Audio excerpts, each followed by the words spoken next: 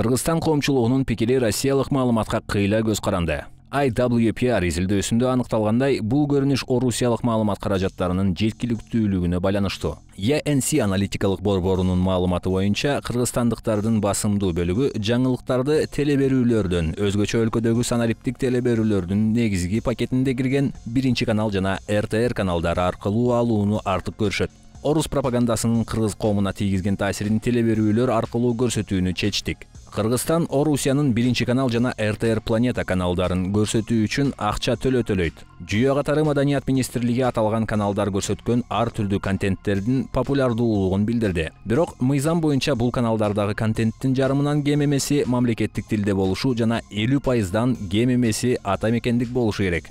Украинада согуш башталгандан бери Биринчи канал өзүнүн берүүлөрүнүн графигин өзгөрткөн. Учурда иш күндөрү канал көбүнчө фронттон алынган репортаждарды же согуш тууралуу талкуулар менен ток-шоуларды берет. Канал эфиринин 10 саатын согушка арнаган. РТР каналында согушка күнүнө 8 саат бөлүнөт.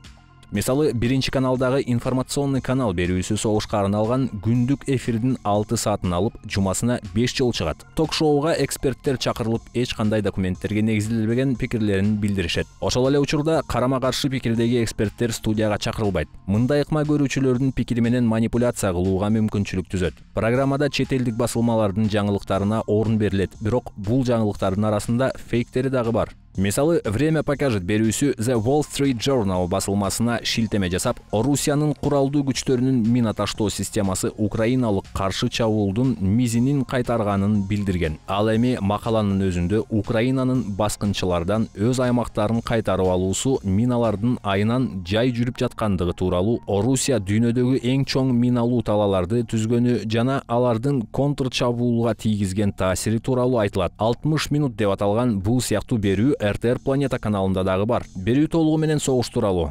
Күнүнө 2 мал чыгып, ар бир берүү 2,5 саатка созулат. Ток-шоу жаманаттык кылуу ыкмасын көп колдонот. Зеленскийдин гуманитардык билими начар, билим деңгээли төмөн, маңкурт сыяктуу эле сүйлөдү, деп билдирет орусиялык кабарчы программанын жүрүшүндө. Бул ыкма көрүүчүлөрдө башкы кармаанга карата жек көрүү жана жийиркенич сыяктуу эмоцияларды ойготууга жардам берет. Дагы бир ыкма чындыктын жарымын айтуу. Алып баруучу Зеленскийдин твиттерине шилтеме жасап, Нидерланды өлкөдө болгон бардык 42 F-16 согуштук учактарын Украинага берүүгө даяр экенин билдирген. Сиздерге телеберүүлөр аркылуу ишке ашырылган манипуляциялардын кээ бир мисалдарын гана көрсөтө алдык.